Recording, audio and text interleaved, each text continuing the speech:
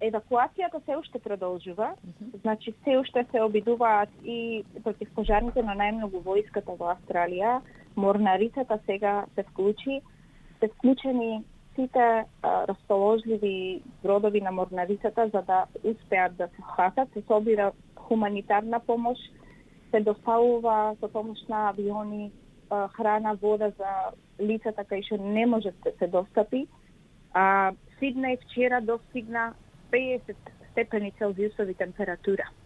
И пожарите беснеат, зафатија површина поголема од 800.000 хектари, што е некои велат како 2 Белгии, површина колку повеќе од половина Европа.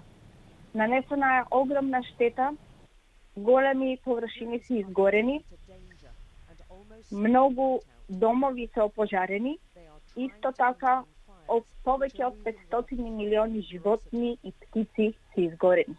Ситуацијата е страшна за жителите кои што се таму.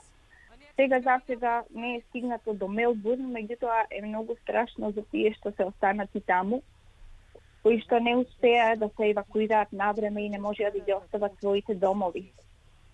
Некои луѓе едноставно спасно оѓаат покрај плажите.